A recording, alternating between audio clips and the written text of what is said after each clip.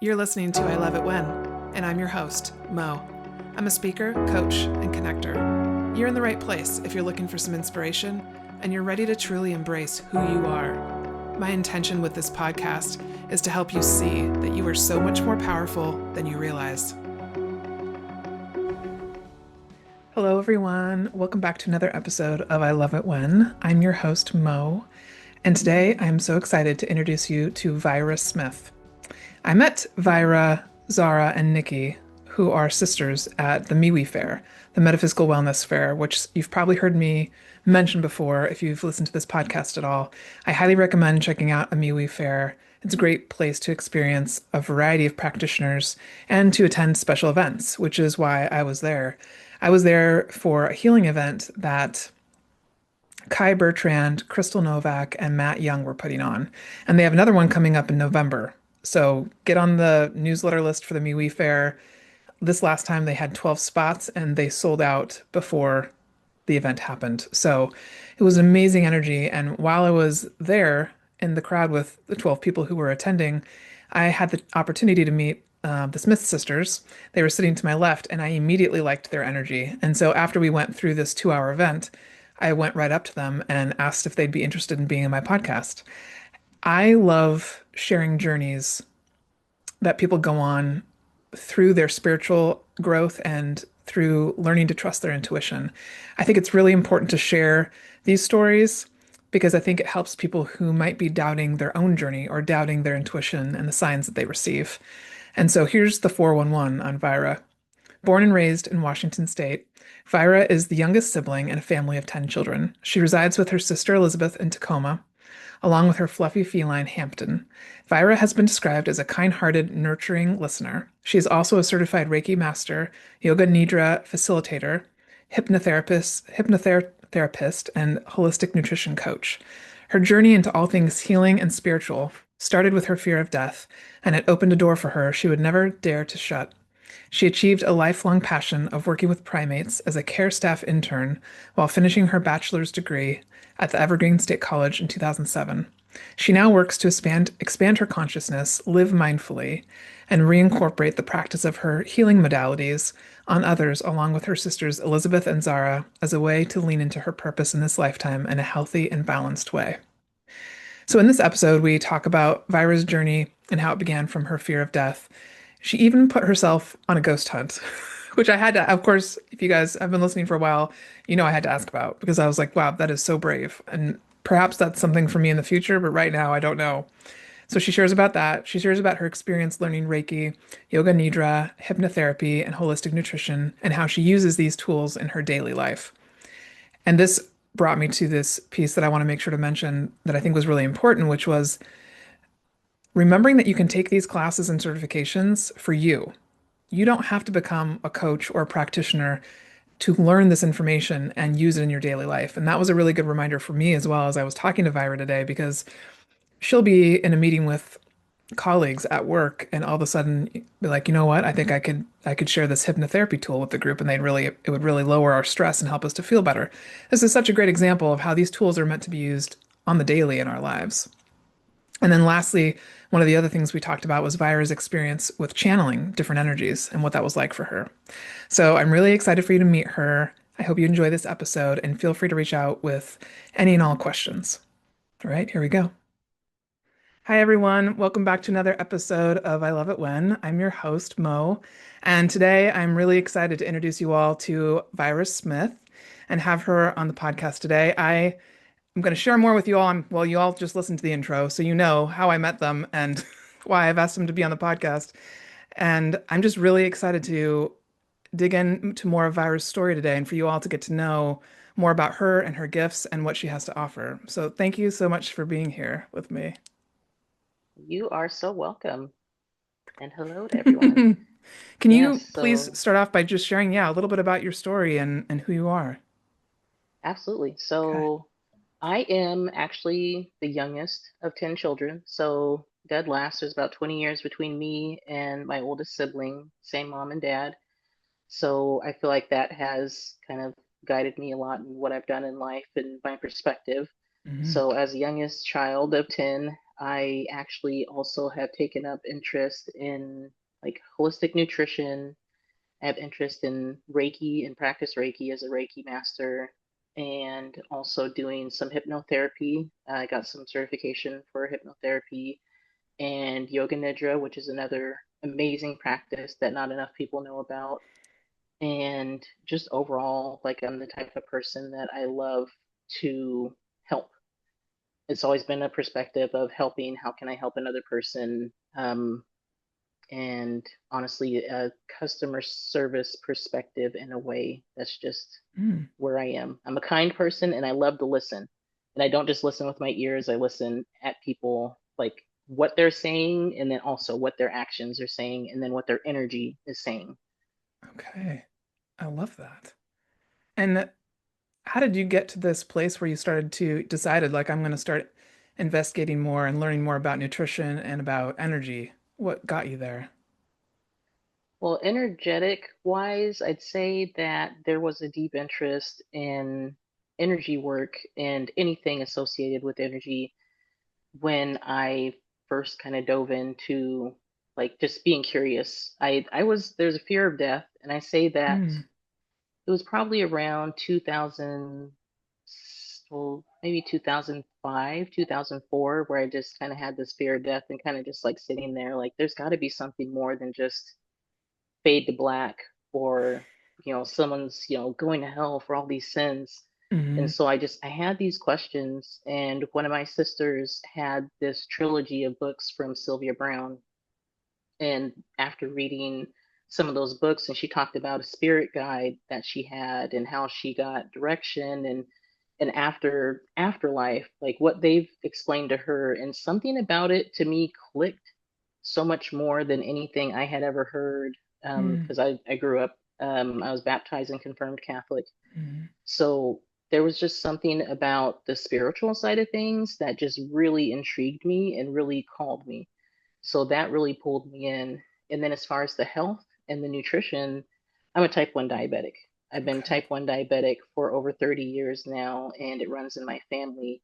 Out Okay. of 10 of us, 4 of us are type 1 diabetics. So it's a Mm, genetic situation. And I just knew that it had to be something more deeper than just having to take insulin all my life. And so diving into how nutrition directly affects my body and how well I can do with my diabetes, and kind of playing with what options are out there to mm, assist me with different dis-ease and situations that are common for people who start out life young, like yeah, mm. at 9 years old with diabetes. I'm starting to Wow. get the backlash of some of the conditions that come along with it over time. Mm, mm. I'm also, I think I probably told you this when we were talking with your sisters before, but I get so excited about different things that come up, and I might ask you random questions like I feel like I'm going to right now that we're not at all on the outline. Uh, I just love how you shared in your bio, and you just shared again too about how your fear of death is what prompted you to begin to do this. And I just, that's so brave. And I love that because I know there's people listening. And um, for me, it was fear actually of seeing spirits, fear. And I've talked about on the podcast being afraid of the dark since I was a kid and and just finally getting to this place where I was fed up with it. Do you think, like, did you have that fear of death when you were like as far back as you can remember, or did it start at a particular time? I It's not as far back as I could remember. Okay. I would say that it was around the time that I was finishing up with college, just having like more realization, or just kind of having thoughts like, well, what's next and what's after this? And then thinking about timelines, and then thinking about, well, long term and down the line when someone's old, you know, and I don't know, just like what they go through, Hmm. what they're feeling at the time of death, and the type of things where they're like, well, I wish I did more, I wish I did this or that, and then just wondering, like, it seems so ominous, just fade to black. Like, what's Yes. after that? There's got Yeah. to be something more to it than that, and just because I've always felt things, but Hmm. I just never made a connection of like, uh, spirit or energy or anything that would go beyond like a waking being, like a living person. Um, and don't get me wrong, there was a even after confirming for myself and understanding that there is more beyond just dying and beyond just this life. There was still a fear of like ghosts or spirit, but Hmm. honestly, I think society puts that in us because it's always Hmm. portrayed so darkly, and you never Yes. know, like, is something coming to get me and do something horrible, and it's not Hmm. always the case. Hmm. But after going on like a couple of ghost hunts, the first one, I mean, believe me, I couldn't sleep until the sun came up, so that was a horrible situation. But You went on an intentional ghost hunt? an intentional ghost hunt that was put together by Teresa Carroll. She's in the intuitive community, and very beautiful person. I learned a lot from her, and she would have these ghost hunts that she would put together, and it would be an overnight situation. So you would get to stay in a room of like it was a haunted. I don't know if it was a mansion or a larger building of sorts. So Wow. we had a recording paraphernalia and things set up, and I could not sleep. I was like, well, I what would if not. I like sleeping in bed with the cover like over my head and looking at my sister who was able to sleep and wishing I could do the same. But Wow. I appreciate that, I've come to appreciate the undesirable situations more in life now because I know Mm.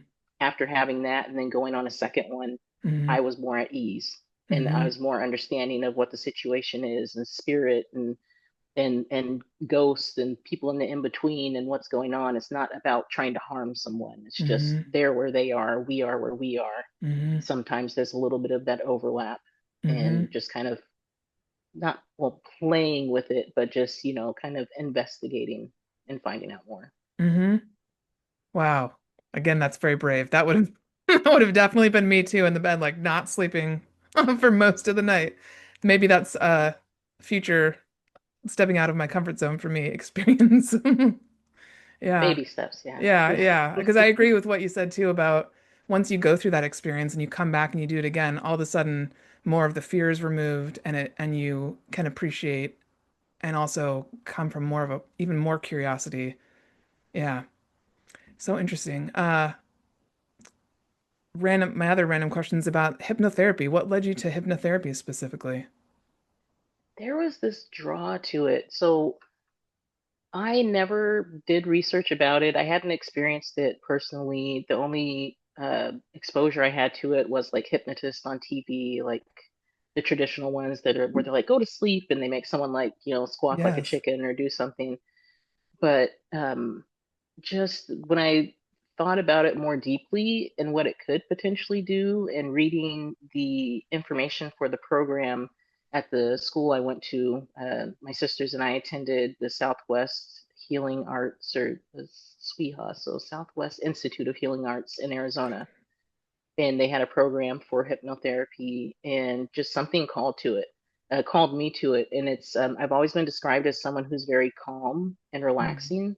So when people are kind of, they feel all over the place or they want to, they communicate or talk to me, they feel kind of more relaxed and put at Mm-hmm. ease. Hmm. And so I'm kind of like, well, if I already have that vibe a little bit, why not kind of play with that space and play with the wording and how you talk to people and help to calm them down. Hmm. And so that really it called to me in that sense. I know that hypnotherapy can be so much more. People can dive into really big, serious issues like weight loss or any other, multitude of situations that happened with them, like Hmm. very traumatic situations. And I can't say that like that appeal really, Hmm. kept me with the interest there. It was more so with the relaxation and bringing Hmm. people's levels of anxiety and ability to like tune into themselves, helping them to connect with themselves and Hmm. bring that calm into Hmm. themselves is what kept me interested with it. Okay. And how long have you been working with all these different things that you've learned between Reiki, yoga nidra, hypnotherapy, nutrition? How long have you been doing that? So with the yoga nidra, hypnotherapy, and the holistic nutrition, those were all um, talents or abilities that I gained while at Sweehaw. So that was, I'd say, from like 2019 or so Okay. till now. But I've never applied it in a professional manner where I've been like, client and, provider type of a situation. I just Mm-hmm. like to keep it in my spiritual tool bag. Mm-hmm. So when a situation does come up and I can use it, like I love to, pull out my Nidra cards and put together a Nidra. And it's like, ooh, can I, use this for my mom who's going through a hard Okay. situation? Maybe it'll help her. Or I've, done it with my sisters or talked about maybe I can offer it to the family if they're open to it. And then the same with like a yoga, no, no, with a hypnotherapy. With one of my jobs, even at a meeting, people get so stressed out and they knew that I was, I had finished up with some of my training and I had the opportunity to, read some hypnotherapy scripts to kind of help people just like calm and Wow. relax. So when an opportunity comes up, I love to just kind of, pull out these different, skills and abilities to help out whoever's in front of me or who can benefit from it. I love that. It's such a great way to think about it too, because I know there are people who listen to the podcast who are like, well, I don't think I want to be a practitioner. And you don't have to be to learn these things. These are just, like you said, tools in your toolbox that you can pull out for yourself, your friends, family, and it's so helpful in those places. Yeah.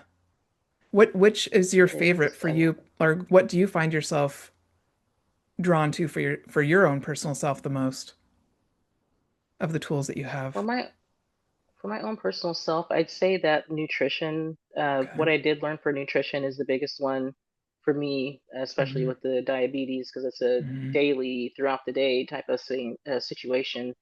And I'm very grateful that, I was raised by a mother that was very conscious of what she was giving us and like to have balanced meals and stress Okay. the importance of vegetables and, not consuming too much of one thing or another. So I was appreciative of that because I felt like I had a head start going into the Mm-hmm. nutrition program. But I do often go back to my teachings there and the importance of just like reading a label. It's really simple. Like if you can't pronounce, certain words that are in the ingredient list, maybe don't get it. Try Yeah. something that's going to be more straightforward. Yeah. And, just even something as simple as for like, I just like to give, if I could throw out little tips and tricks to people that I work with, I love to. So if someone has a really, like a really big sweet tooth, it's like, Mm-hmm. hey, if that's an issue for you, you can try and balance it out by including more fiber in your diet because the more, fiber and like, salads or, vegetables that you're getting in, it's going to help you balance out your, your levels so you can have that Mm-hmm. not overly acidic, balance. You can have that alkaline somewhere in the middle when you have that Mm-hmm. fiber to counteract it. So, Mm-hmm. yeah, Yeah, true. So many good just things that you can utilize on a day-to-day basis. I love that. Nutrition is absolutely. something that I don't have any um, specific education around, but I've been guided more towards it in the last couple of years as I've gone gluten-free, dairy-free, egg-free even. And yeah, it's just been a journey that I've been taking slowly, but I'm realizing how much it changes everything when you feel better and when your energy flows better. It's amazing. Absolutely. It's the Yeah. gut brain connection. If your Yeah. gut's not right, then you're not thinking properly. And when you get that in line, then everything else kind of falls in line at the same time. Mm-hmm. So, Mm-hmm. yeah, for myself, the nutrition is a big one. But I find for helping other people, yoga nidra is a really important one. Even if I'm not the Okay. one that's specifically giving them the nidra or giving the session, Mm-hmm. it, if I recommend someone look at a certain like YouTube video that offers the yoga nidra practice and then they try it out and just like seeing someone kind of shift their perspective and get out of that rut that they kind of like people get Mm-hmm. into that energetic rut. So getting out of Mm-hmm. that energetic rut because they decided to take on something like yoga nidra, it's a beautiful thing. So I love suggesting that for people. Okay. Okay. I'll have to check that out more too, because I've done Yoga Nidra a couple of times, but I don't think to the what you're talking about, I don't have any recognition of like specific things you can look up to utilize or put together for a session, it sounds like. Yeah, with the training I did, it was through the AMRIT. the Amaret Institute, I believe. So I had Okay. the opportunity of being taught by Kamini Desai. Okay. Her father is, known for starting, the yoga nidra practice and like sharing it out. Wow. So it was very beautiful. And just having a yoga nidra session in person is so different from like, listening to a video online. Hmm. It's so powerful. And they say like a 45-minute session is equal to like 4 hours of sleep. So Wow. I could see where people could benefit so much if they were able to get that practice into Oh their my lives gosh. because Yeah. people are always really tired, they're really stretched, they're stressed. So not Yeah. only are you getting out of that rut of doing the same thing not spiritually, but doing the same thing every day where we're kind of Hmm. like on that repeat Hmm. cycle, it helps you kind of shift and get out of that rut and think in a different way so you can overcome some obstacles and kind of Hmm. think differently and be more rested. Oh yeah. That makes so much sense. So many people have just deprived of the sleep that they actually need to function on a daily basis. Hello, I Yeah. love it when listeners. I want to take a moment to share with you something that I've added to my daily routine that is changing my life. It's about the size of a band-aid and it's called LifeWave. If you struggle with stress, pain, or sleep, these might be something you want to try. LifeWave patches are non-medicated and made of organic materials. Therefore, no substances like chemicals or drugs enter the body. And using your own body heat and light, the patch reflects your own light back into your body and can improve skin appearance and confidence, enhance sports performance, improve mental clarity, help you to relax, improve your sleep, better manage stress, support a healthy cardiovascular system, and more. I'm personally using them right now to heal the varicose veins in my legs, which have gotten progressively worse in the last 10 years. You wear them for 12 hours on, 12 hours off. I put one on when I get up in the morning and then I take it off right before I go to bed. I highly recommend checking out the Eon and the X39 patch to begin with. The X39 patch is the world's first and only patented technology that uses a phototherapy system to improve strength and stamina without drugs or stimulants. The other thing I really appreciate about LifeWave is that they've made it very accessible. You can get started for as low as $100 a month and see the impact on your health. LifeWave has been around since 2004 and has over 200 patents as of March 2025. If you're curious about how this technology could help you, check out the link in my show notes or on my website and reach out with any questions.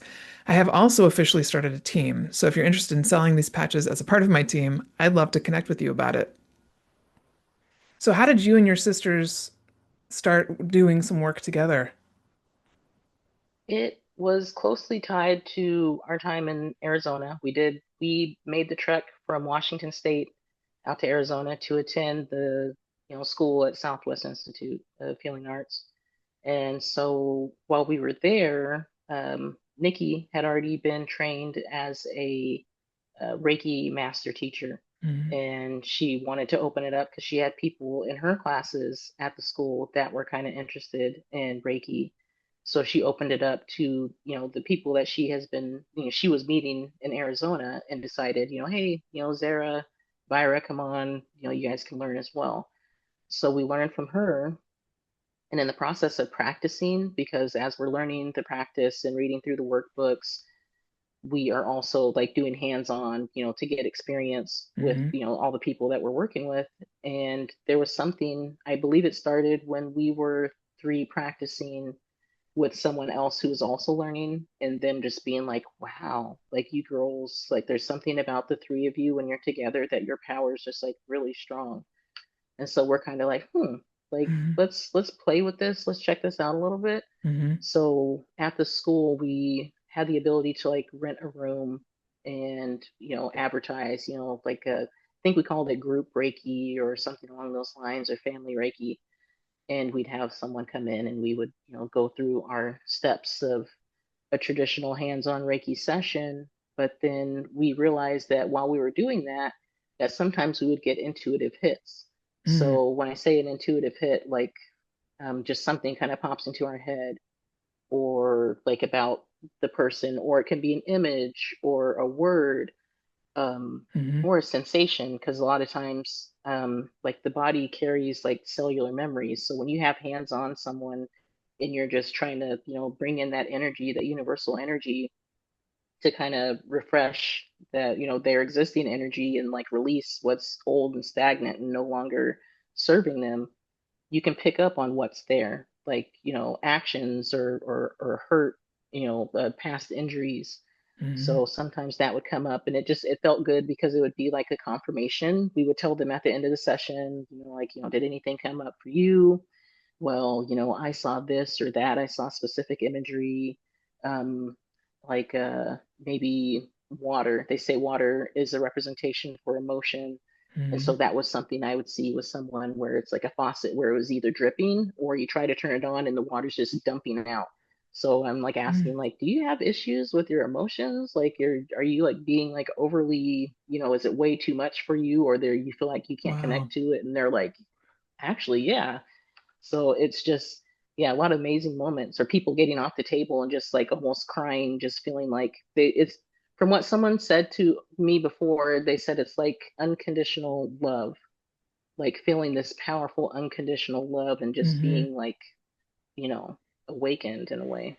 Hmm. When it sounds like really seen too.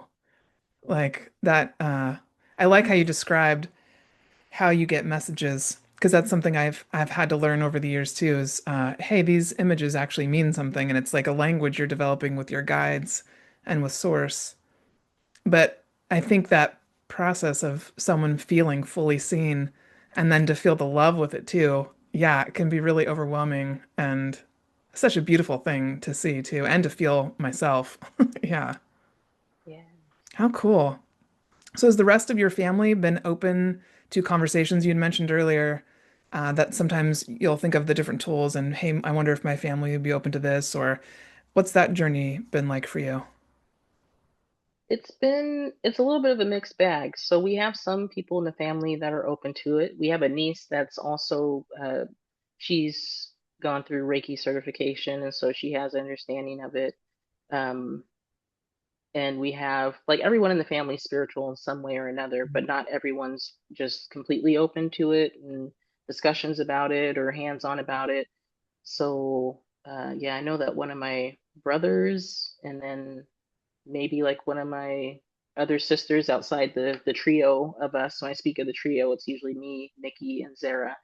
And Mhm. so I'm number 10, and then Zara's number 9, and Nikki's number 8. So we Okay. spend a lot of time together. We've done a lot of spiritual stuff together, taken classes together.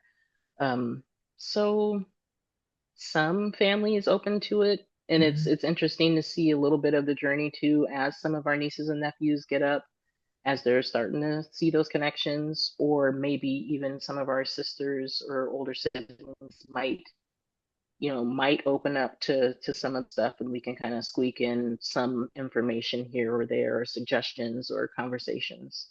But not everyone's open to it, which is so it's very similar to the population, I guess. Like I find it Hmm. refreshing when I can find someone out there that I can have a conversation about deeper things, about spiritual stuff. And it's kind of similar in family. It's kind of, Hmm. yeah, sometimes it'll come up and we can just kind of go there, but there's some people where it's just not something that they're comfortable with. So I Hmm. respect it. Yeah, yeah. That's something that actually I was just talking about with some people who just attended the retreat that I held here in Everett, and we were just talking about integrating back into your regular life, especially if in the day to day maybe your partner or your kids don't have any exposure to this, and you're like, how do I talk to them about this experience that I just had and this release that I felt? And it's an interesting process to like share who you are and what you went through, and still not, I think people can, I always tell people like, hey, I'm going to share with you what I went through. Doesn't mean you have to believe it or that you have to do it yourself. And I think that's been helpful because then they like open their ears and they're more willing to hear. And sometimes then later on, they're like, hey, I would actually like to do that with you. And it always surprises me when someone comes back and says that. Yeah, I love that. I, the next question I had for you, you've kind of already answered, but I thought you might have another story just because I think it's cool to hear how different people operate. If you have a person that you helped in the past that you could share about kind of what happened in the session, or for yourself, maybe an example of these different tools that you've utilized for yourself and how they've helped you. Okay. So as far as helping a client, The one that comes to mind was someone at our school.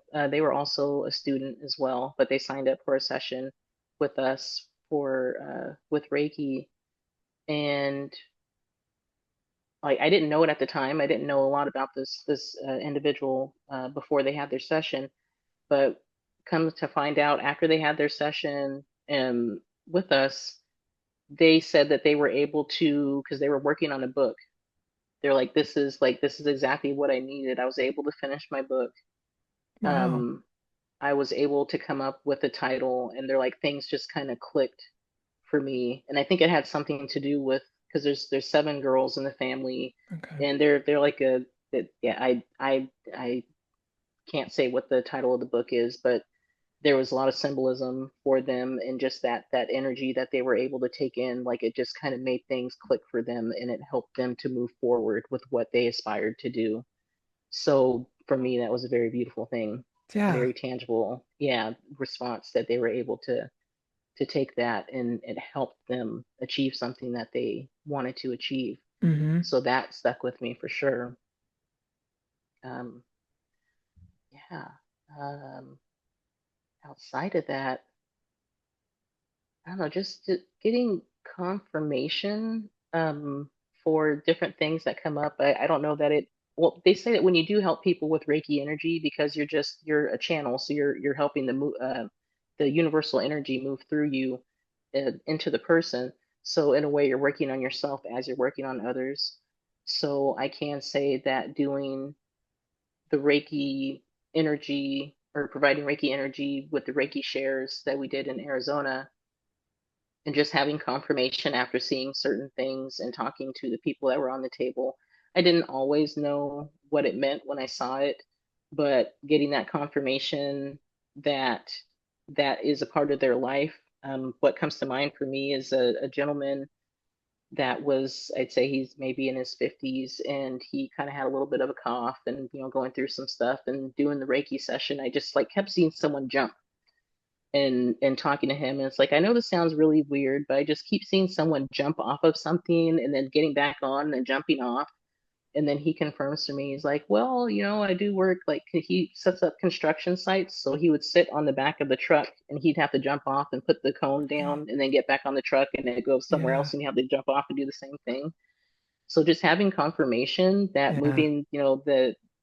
moving this energy and doing Reiki with someone else, that it's seeing them and their experience Mm-hmm. and being able to connect with them just always, like, I don't know, like it feeds my soul a bit. It Mm-hmm. makes my soul smile. Mm-hmm. Yeah, I agree. It's that reminder and over again that we're all connected. And I agree with you when I started experiencing that, the more I put myself out there and practiced and had these interactions, it's such a cool feeling and just that reminder of, oh yeah, this is what keeps me going is that Yeah, knowledge. And so, yeah, the confirmations are really beautiful.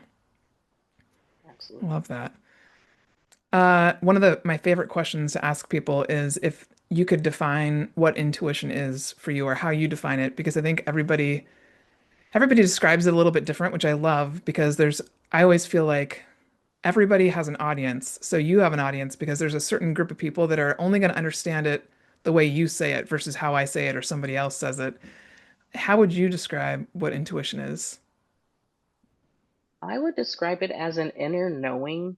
It's just something within that, just that guide, like in a way, like it guides you, like it shows you, like there's a tapping into a flow of energy that you don't even know is there, and something just feels so natural, like you can do it or go through it, and there's such a deep connection to it that you don't have to think about it and you don't have to like logically process it. Hmm. That to me is intuition, just knowing it deeply within and being able to like see whatever the situation is, see it through. And yeah, it's a natural connection in my opinion. How did you build that trust in yourself as you were like first starting to utilize your intuition and work on it? Hmm. So I think it's the how I got to, you said, how did I build it? Was that the Yeah, question? like you said, that inner knowing, I totally agree with you. So for somebody who's listening, if they've never maybe they've never even practiced this, or they don't think they can really trust themselves, trust that inner knowing. Was there something that you did that kind of helped you build like, oh yeah, this is what I know to be true. I can trust this. Was there some like a practice that you had, or did it just come more with time? Well, for me, it started out as a curiosity, and just because I was lucky to have other people in the family that were open to talking about it. So me and my other sisters. So that was one place kind of where I could always go to and Hmm. bounce, like, hey, I experienced this and this happened.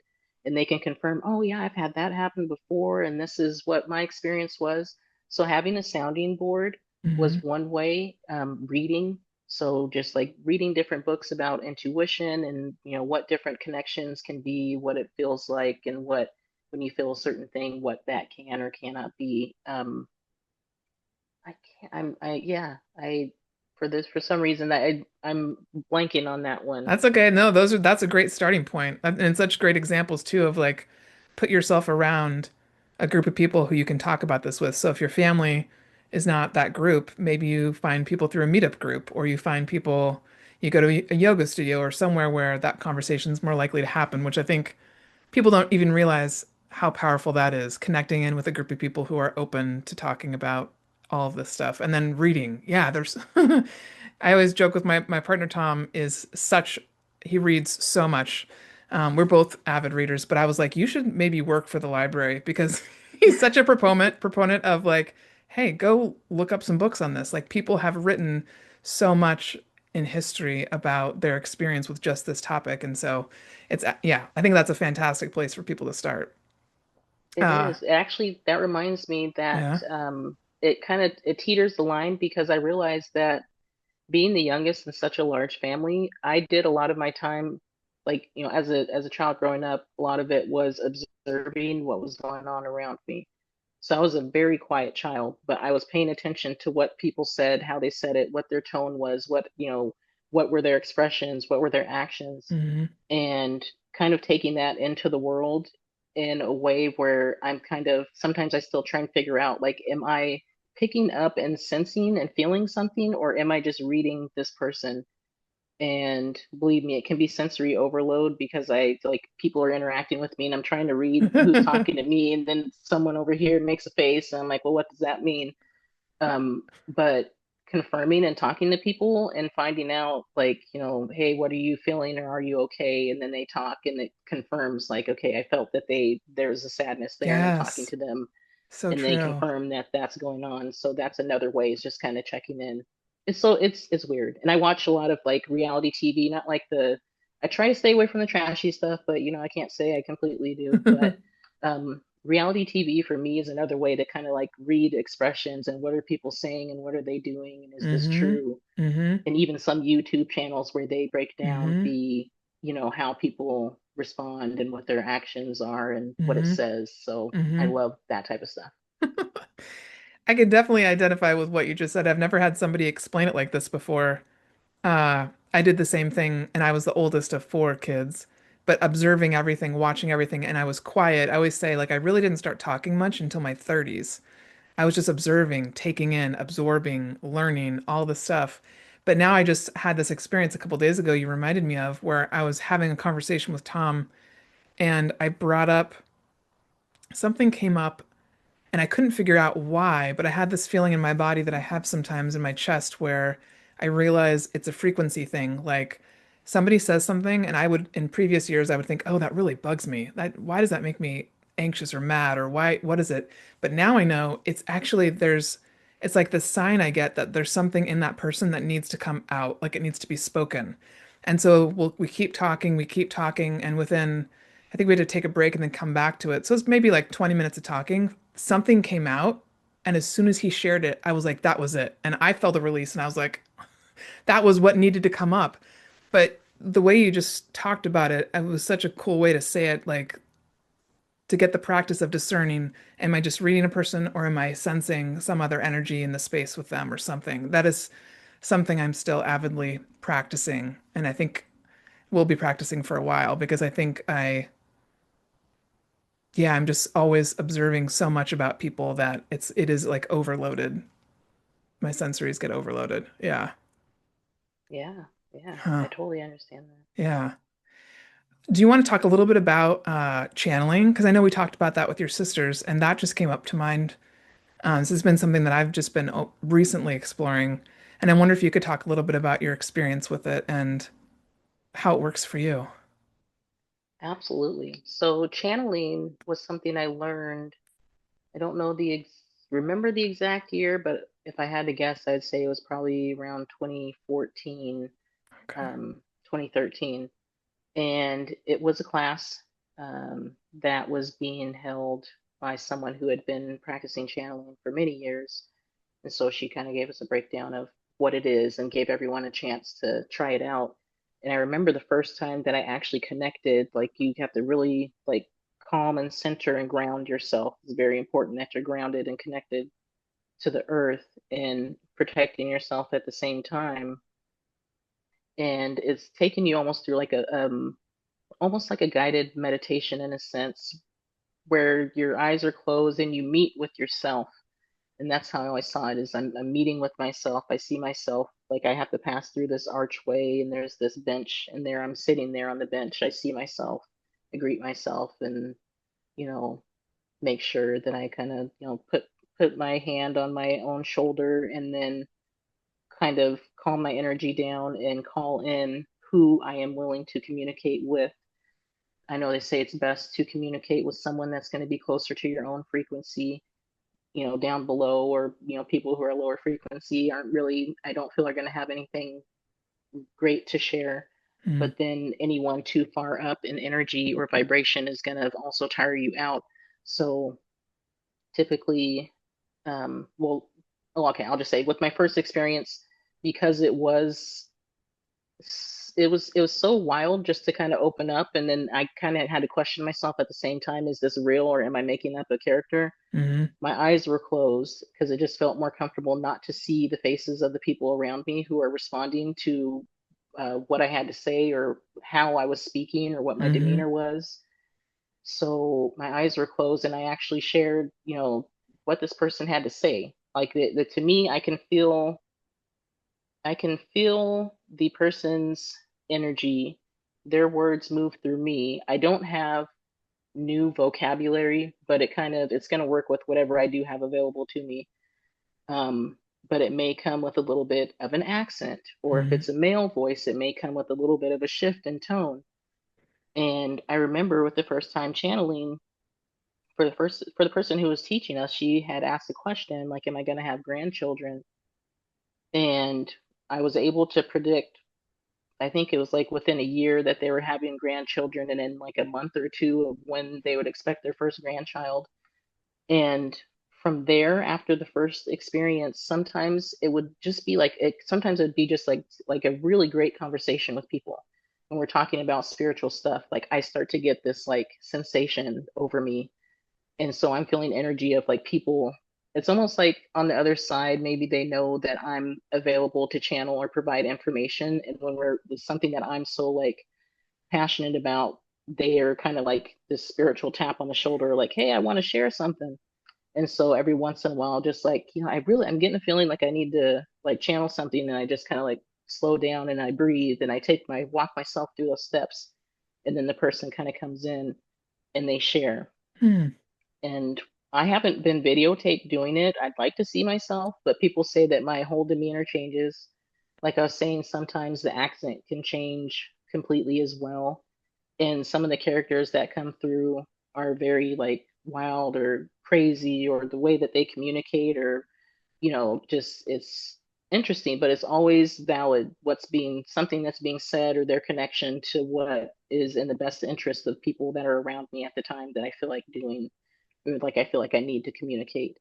So it's been pretty hmm crazy, and I don't remember what happens when it's going on. I just know that I'm Okay. kind of there. And from the one thing that I do know when I'm starting is it's usually like my hands like rubbing. Like there has to be some kind of sensory. It's weird, but it's like this a sensory type of thing that I have to feel that. and focusing on that feeling and then falling, like allowing myself to step out and then the step in, the something with continuing to feel helps me stay connected to my body so I Okay. don't completely detach, I think. That makes sense. Makes a lot of sense. Almost like keeps you grounded. Yeah. I love the process that you describe of what you go through as you do it, going to the bench and keeping yourself protected. Uh, the more I've learned about not just channeling, but any kind of spiritual process is that learning from people who, uh, I guess, who have that discernment too around how to be thoughtful with it. There's a process. It comes from someplace, and I like I really like that. I don't know if I have anything else to say about it, but I really like that. It just is, it's important. And I think it's really important to learn from people who have those processes and know how to do things safely and consciously. Yeah. It absolutely is. And because after there was a time where I was doing it like so frequently that I had to be careful because I felt like I left myself open in a way. So Oh, like yeah. it's like a lineup of people are there, and if I was not, really protecting myself, like they're at any moment just like ready to like come in and communicate, and I'm like, okay, so I feel like a little too vulnerable, so Mm-hmm. I have to make sure that I put up like protection or make it very clear that it's shut Mm-hmm. off, Mm-hmm. and I have to create those boundaries so I'm not just letting someone like, hey, I want to Mm-hmm. communicate through this person, let me just do this. It's like, no, like, it has to be on my terms. Yeah. I have to Yeah. open it up to Yeah. allowing it to come in. So, Yeah. yeah. My friend Enmei, yeah, calls it her office hours. And she's like, I'm very clear on my office hours, only between this time and this time. And otherwise, I'm hanging out with family or I'm going to sleep and I just was like, oh, that makes so much sense. The clear boundaries, always. Yeah. Mhm. Hello, I love it when listeners. I have a special announcement for you. The Unplug from Fear retreat was a huge success, and thus we are hosting another one in February 2026, and tickets are already live for sale on my website. I have never experienced a retreat like our first Unplugged from Fear retreat just last month in September. I felt so invigorated, energized, and excited. I knew I wanted to set the date for the next retreat as soon as I woke up the next day. This has never happened to me before. This retreat will be February 27th through March 1st at Kindred Healing Space in Everett, Washington, and will have the same speaker lineup with Enmei Mangels, Crystal Novak, and Kai Bertrand. Tickets are $15.55, and there are a total of 12 spots available. You can go to iloveitwhen.org to purchase your ticket today and check out the testimonials from previous attendees and speakers. I cannot wait to see you there. So, where's your energy focused right now with, I guess, in life and with all these different things that you've learned? Are you looking to take on clients at any time? Or for those that are listening, if they're like, I really like what Vira's saying, I'd like to meet with her. Do you do stuff like that now, or where are you at? I'm not currently practicing or taking on clients. I Okay. am not brushing that away though either. I'm at a point in my life where I'm enjoying these moments of, as frustrating as they are, I'm Mhm. starting to see patterns and things that I've been needing to work on in life Hmm. that are coming to the surface. And I'm at a mature enough level now to recognize those patterns and work on them thoughtfully so that I can improve myself. So there's a lot of self work that I'm doing currently. Okay. And I want to be able to get to a certain place where I'm more secure before I'm able to work with others. Hmm. I'm always open to it, and me and my sisters have been kind of talking about what we can do and potentially Hmm. getting back out there to open it up. At least some Reiki energy, if not some other items too. Hmm. And someone's already been requesting that I do some channeling for them, so I'm considering whether or not I'm in a good enough place to do that. And so maybe Hmm. I'll venture into it. But Hmm. right now it's been, yeah, a lot of self work and using those tools here and there. Like Hmm. it's been great that there's been moments that come up where I'm like, I need to do a Nidra. Like it's been a long time since I've done one. Let me do a Nidra, and I think that'll help me out. Yeah. Or just, little things here and there that are coming up. So connecting everything I've learned throughout my life and just applying it and, moving forward. Sometimes I get stuck on that crossroads of, do I need to be out there and be a practitioner and helping Mm. these people in a very direct way? Hmm. Or am I still doing what I need to do by, talking to different people, that someone I meet in a grocery store or someone I work Mm-hmm. with, and Mm-hmm. still making an impact that I'm meant to make in this lifetime in that sense Oh also. yeah. No, I love what you said there about taking the time that you need and not feeling the push to go out and have a bunch of clients because sometimes the best work we can do for the world is actually with ourselves. And so, yeah, I find myself in the same place at times where I'm like, oh, this is a space that's been created for me to just spend time with me, hone my skills, learn something new, whatever it might be. Yeah. Um, is there anything that you wish more people knew about you other than what you've already shared too? Hmm. I wish, goodness, yeah, I wish more people knew that I was approachable. I think sometimes just like my demeanor, there a lot of people will kind of like look at me. I don't know what they see like from the outside, how they see me or view me, but I think I Hmm. may come off sometimes as someone that doesn't want to be approached and no, don't, keep your distance.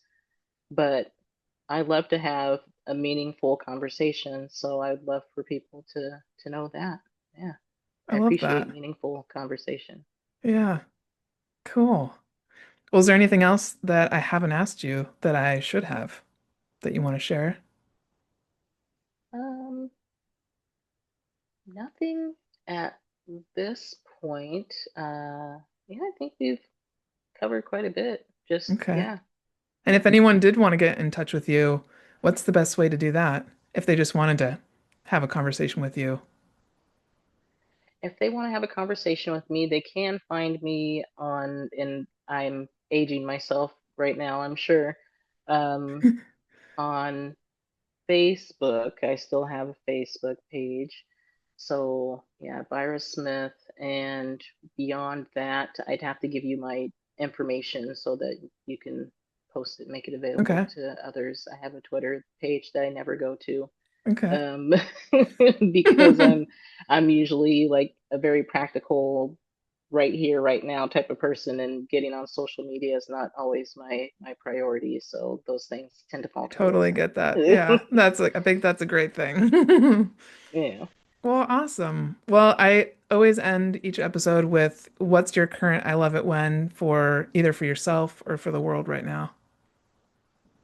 Oh, my current I love it when is when music comes on. Like when I feel like I've had like a horrible day and just just feel heavy energy and it's like hard to shake off. Usually I try to even call in Reiki to clear it up and sometimes it doesn't work.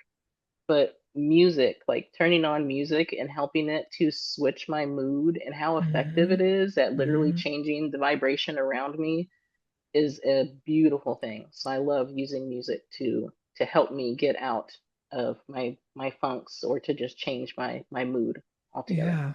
That's got us. You've given some great tips and tricks for people that are listening for things that they can just play with on a regular day-to-day basis. I love that.